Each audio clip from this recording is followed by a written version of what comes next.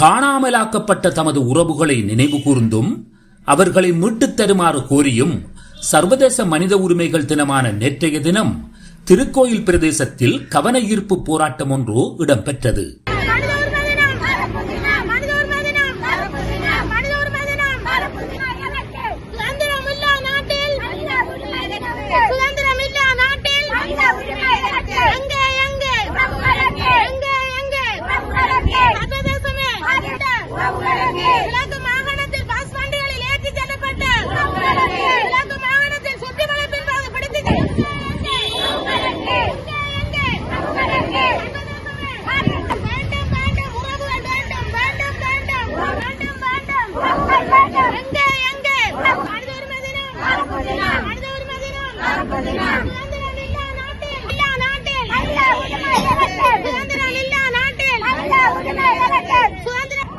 அம்பாறை மாவட்ட வலிந்து காணாமலாக்கப்பட்ட உறவுகளின் சங்கம் இந்த கவன ஈர்ப்பு போராட்டத்தை ஏற்பாடு செய்திருந்தது.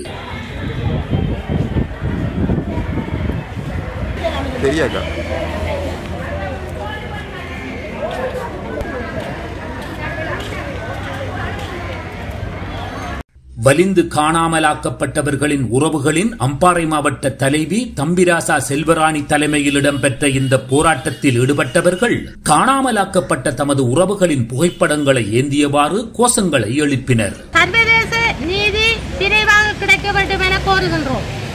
மனித நேயம் மறந்து போன நாட்டில் மனித உரிமைகள் தினம் எதற்கு? டிசம்பர் 10ஆம் தேதி சர்வதேச மனித உரிமை நாளாக உலகந்தோறும் அனுஷ்டிக்கப்பட்டு கொண்டு வருகின்றது.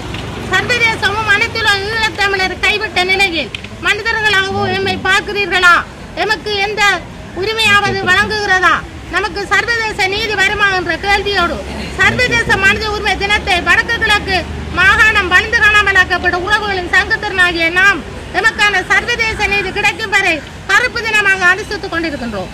உள்நாட்டு பொறுமுறை நம்பிக்கை இல்லாத பட்சத்திலே ஐநாயத்துலக சாசனத்துக்கு அமைய ஐக்கிய நாடுகளின் அவையங்கள் சர்வதேச நீதி பொறுமுறையை நாடி நிற்கின்றோம்.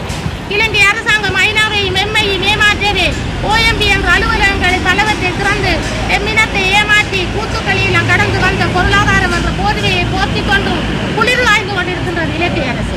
மனித உரிமை என்பது வரும் வேட்டு சுரக்காய் தானா?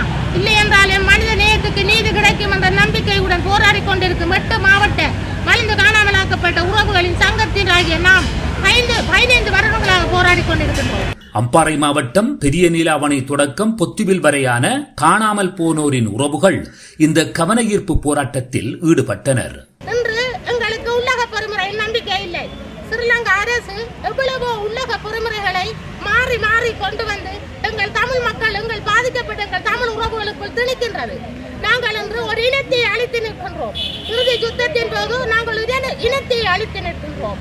1,46,679 பேர் இறுதி யுத்தத்தை நாங்கள் இழந்து நிற்கின்றோம். அது மட்டுமல்ல, இன்று இலங்கையில் காணாமலாக்கப்பட்டோர் வரிசையில் இலங்கை நாடு என்று 2ஆம் இடத்தில் இருக்கின்றது, ஈரான் என்று 1ஆம் இடத்தில் இருக்கின்றது. ஆனால் இன்று சுதந்திரத்துக்கு முன்பிருந்து எங்களது மக்கள் எங்களது தமிழ் உறவுகள் இறந்ததை வைத்து பார்த்தால் இந்த இலங்கை 1ஆம் இடத்துக்கு இருக்குமோ என்ற ஒரு கேள்விக்குறி எங்களுக்கு தோன்றி இருக்கின்றது. 1ஆம் இடத்தில் காணாமலாக்கப்பட்ட முதல் வரிசையில் இலங்கை இருக்குமோ என்ற ஒரு கேள்விக்குறி எங்கள் தமிழ் மக்களுக்கு என்று தோன்றி இருக்கின்றது.